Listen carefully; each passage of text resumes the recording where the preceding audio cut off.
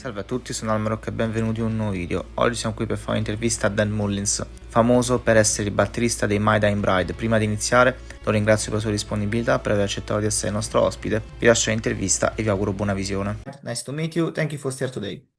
Hello. Why you started to do music, what you started to do with metal music, tell me about the beginning of your career and your influences on drum. Yeah, certainly. So I began in the early 90s. My father was a kind of a hobbyist drummer, had a drum kit in my bedroom actually, which he used to kind of learn and play on. And I kind of looked at him and went, oh, that's all right.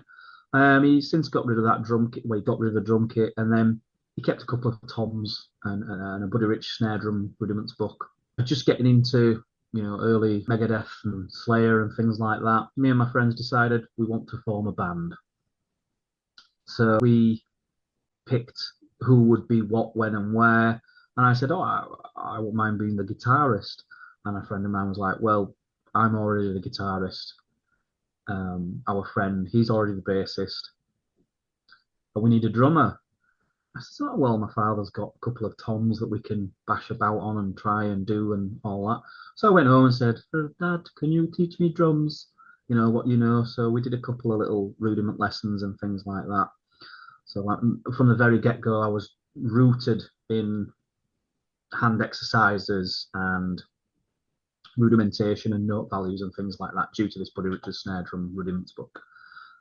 It kind of went from there. We had this young teenage band, and however much time passed, and I was interested in drums, and I'd had a couple of drum lessons with one of my dad's old teachers, Graham. He was more into jazz. I was more into rock and metal. But there was no clash. It was like, oh, I like this, you like that, And then my mother and father, blessed them, bought me a drum kit for my 13th birthday.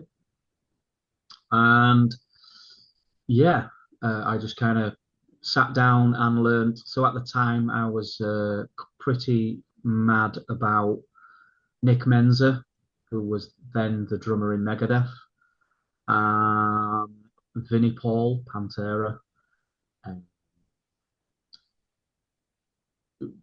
trying to think of the other one now, Dave Lombardo, Slayer, and various other drummers, so like Phil Collins, obviously Genesis is quite big in our household.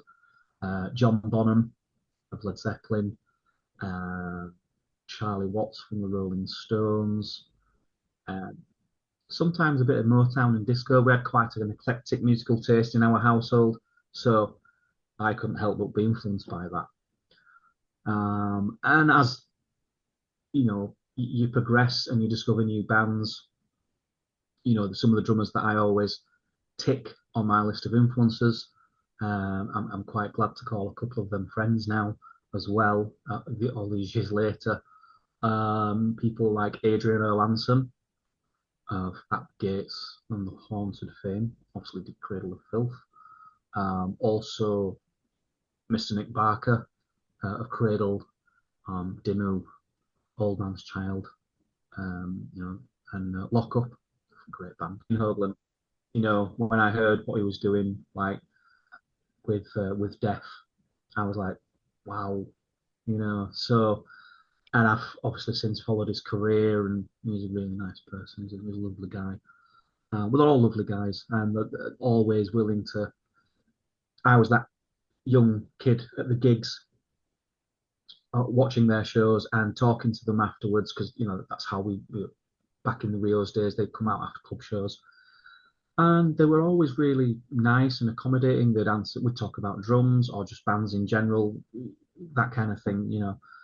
And then, however many years later, when I got onto the same stages as them, playing at the same festivals or gigs and things, they're like, "Wow, man, you're here. You kept going, and they were really supportive, and I don't know if proud is the word, but they were kind of like really pleased that I'd not stopped. They were like, we gave you words of encouragement, and you didn't stop, and it's really good to see you kind of playing these stages that we're playing, which was, yeah. So I'd say those are some of my top influences, Sean Reinhart, from who did Death and Cynic, Igor Cavalieri, Sepultura is just amazing. I could name drummers all day, but those are some of my top tier influences, I would say. But yeah, I started doing demos really early. I wanted to get into original music. I didn't want to do covers. We played a couple of cover songs, but we straight into writing original material in one of my first death metal bands called Epitaph. Really original. Which then transitioned into a band called Broken, and then transitioned into another band, same, some of the similar members, called the Raven Theory. At this time, obviously, progressing in drumming, getting better at what I do, wanting to do the things that I do, more studio time experience, more live experience, session experience for different bands. And then I was, just fast forward a little bit. I've done black metal, death metal, rock, all kinds of stuff. Within the confines of that kind of drumming. And then, I knew the guys from Bal-Sagoth and Dave McIntosh. I'm very good friends with all of Bal-Sagoth. Obviously, Johnny Maudlin was the original drummer. He was a big influence on me. I really enjoyed his creativity, which I learned thereafter because of his symphonic, maestro-like compositional mind, because obviously he does all the keys and composing along with Chris. That kind of, he put a unique slant on the drums, which helped influence the way I think about certain things as well.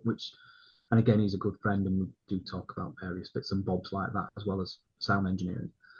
And then Dave McIntosh joined them, amazing drummer. Again, he went onto Dragon Force and did a great job. He's a lovely bloke, great player. And yeah, they kind of said, oh, well, Dave's gone to do Dragon Force. We need someone to do this thing, to need someone to drum for us.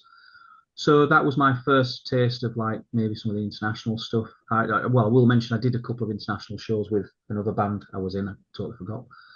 So a lot of people say I'm in a million bands. Maybe I have been over my career, but it's just kind of satellite and sessions or being in bands. But I've done some international shows with some European shows with Vine, which was a bit more of a progressive, more straight ahead, progressive on one side, but then more emotional and straight ahead, in another sense. But yeah, I did Wacken 2004 with Bal-Sagoth, which was really enjoyable. Very, it's nerve wracking, but I think I had just a bit enough ego and fear to push through and do the do. So it was very cool. And then as that progressed on, there came a point where I obviously had known Hamish Glencross in the local scene. We used to hang around in a place in Bradford called Rio Rocks. We saw many gigs there. We were so spoiled for all the classic great bands that we know from the black, death metal in general genres. We saw them up and coming, and it was a great time. So Hamish and I kind of grew up together in the musical scene, and he was doing Sears Tears, Solstice, things like that. And then obviously he was in My Dying Bride, and he, messaged me one night. I actually couldn't go on a Bal-Sagoth show. I cannot remember what year it was. I think it was 2007, 2006, 2007. And they were playing in America. Whack, again, great guy, great drummer. He replaced me in Bal-Sagoth. Does a great job. Now, obviously, they're doing Cull because they were in America playing. And that night they were playing, I got a message from Hamish saying, we need someone to come and do drumming for us. Are you interested? Yeah, just send me a set. So, and then I learned half of that set, which was more the older school stuff. because that's what I listen to. I'm a massive My Dying Bride fan. I always have been since Thrash of the Naked Limbs. Uh, that was one of my first, and Symphonaire, seeing the videos for Symphonaire, being attached to knowing all the Peaceful crew. So Peaceful were always feeding me My Dying Bride, Dark Throne, Tecton Motor Corp, Autopsy, Traumatic Voyage, Anathema, Paradise Lost, all of that. So I just kind of hung around on the scene. I was always interested in the underground and music of the underground and death metal and black metal and thrash and stuff like that. So yeah, and as it's progressed over the years, obviously doing the sound engineering and producing things with bands these days. Well, I have been doing for the past like 10 to 15 years. Yet I've become more eclectic in listening to different styles of music, interpreting, how that, and some of the stuff I've incorporated into my own playing or my approach. Excuse me, my approach to playing or songwriting in general. I know people say that drummers don't write songs, but they do have an impact on how they feel, the ebb, the flow.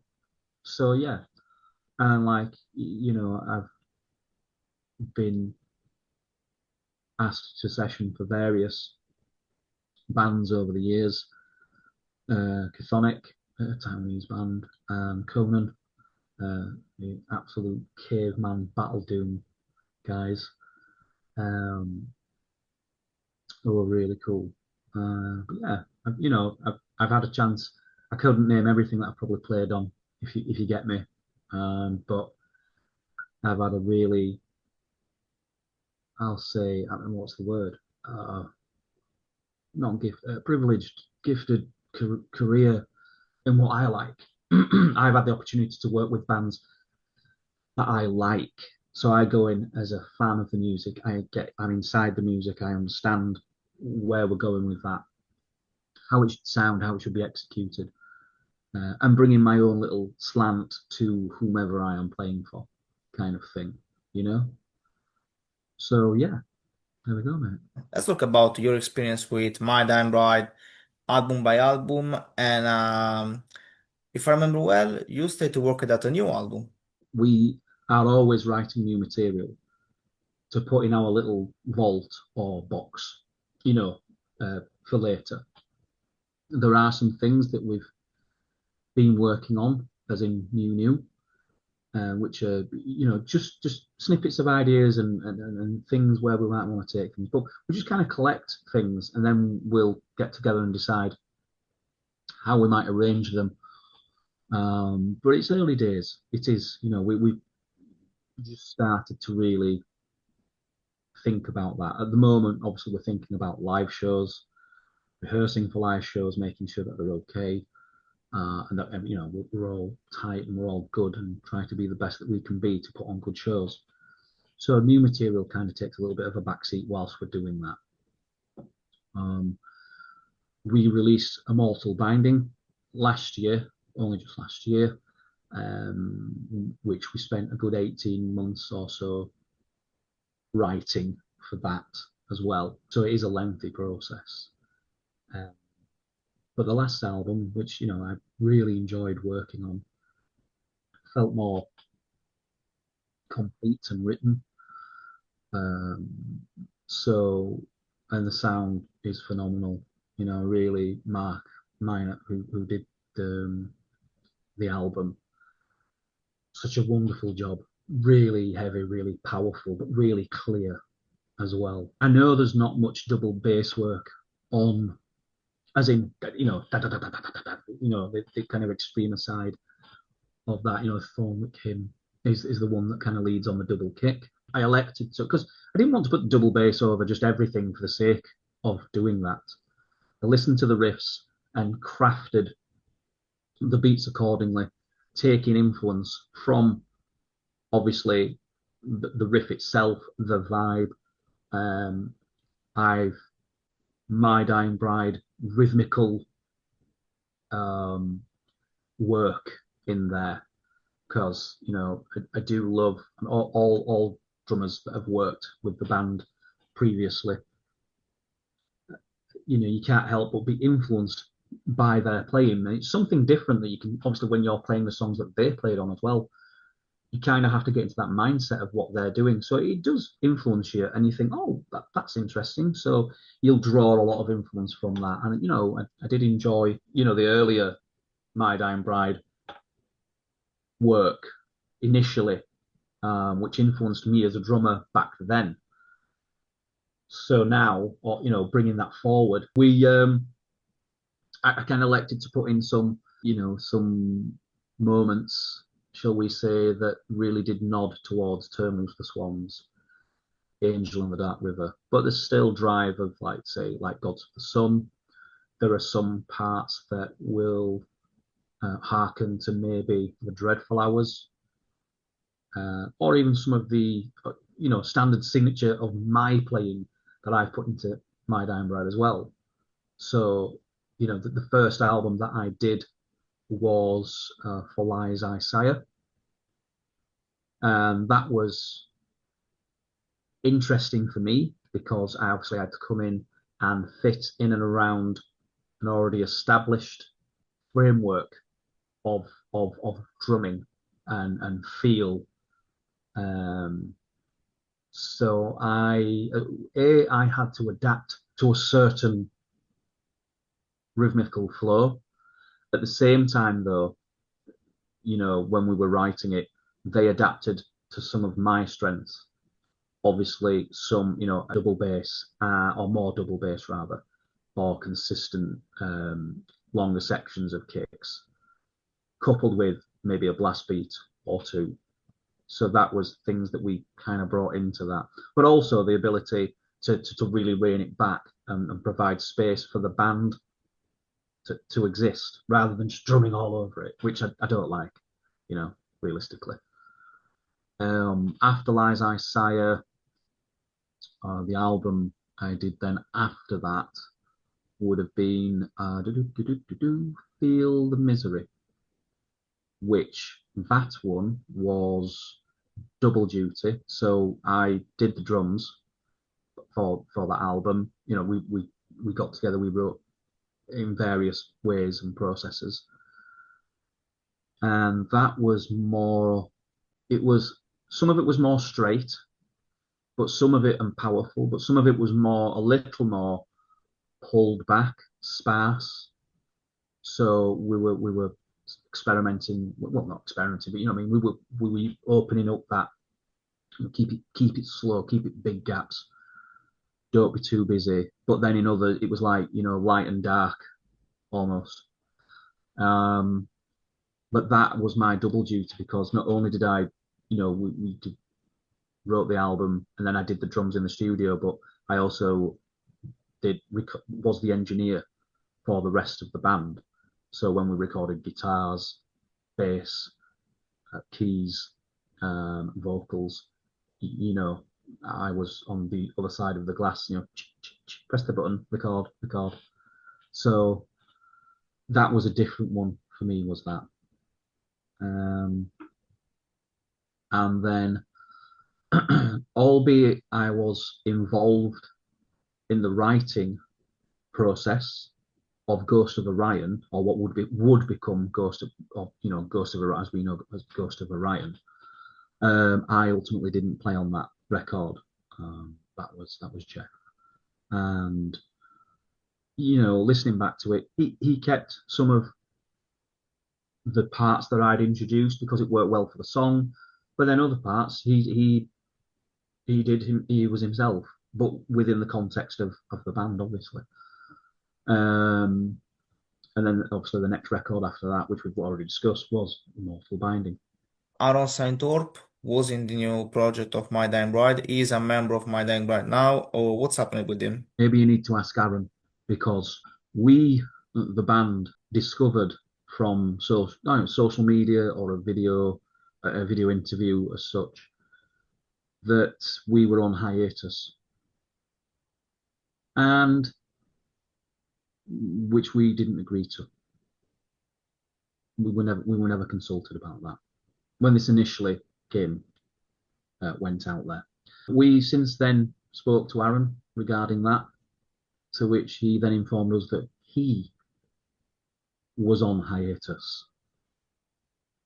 Okay.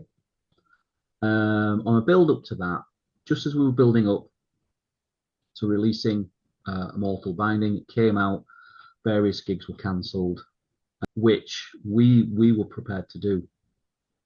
And without going into too much detail, because, you know, there's no mudslinging.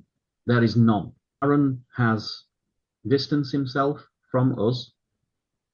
He has left our working, everyone uses WhatsApp, so band chats, he has left those.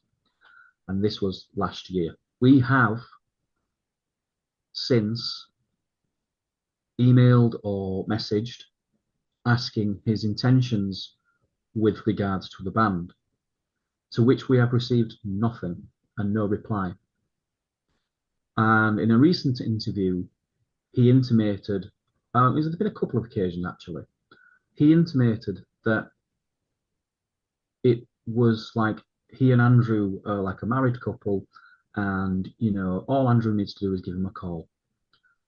That notes that there is a problem between Andrew and Aaron. No, there is not a problem between Andrew and Aaron. Andrew merely spoke to Aaron with regards to what every single member of the band, My Dying Bride, were discussing at the time. I'm not going to go into details because, with all due respect to everybody, you don't need to know the details. All people need to know is that Aaron currently is not sharing the stage with us. He's out, he's been productive with High Parasite, absolutely go for it, total positivity. Similarly, we are out with Miko, who's a great guy.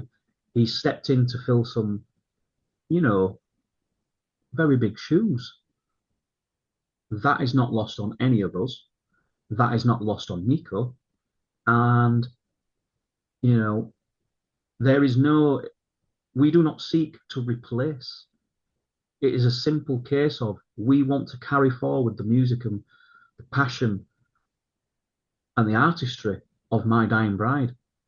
So we elected to find another singer that could come and help us do that. And I think Miko is a great choice for that. I hope that answers your question with regards to that. We asked a question of Aaron. We were met with silence.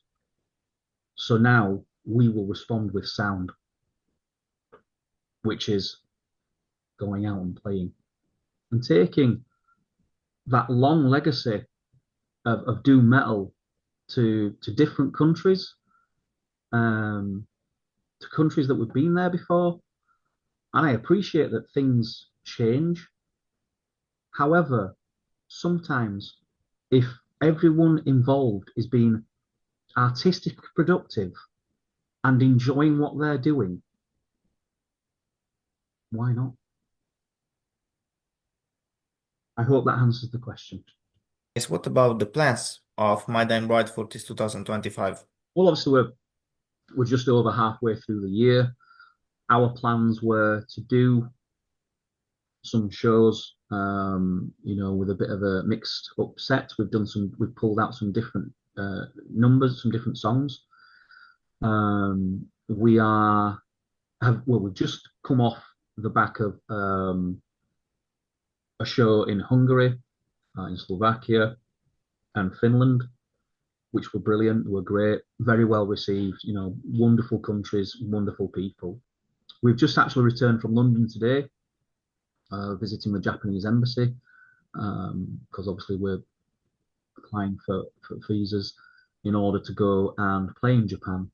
So in September of this year, we, along with Miko, will be playing, as far as I'm aware, in China and Australia, Japan, and the South Korea in September. We then have some shows, I believe, in Portugal and in Turkey. And if I miss anyone, I do apologize if I miss anything off. I'm just trying to remember this off the top of my head.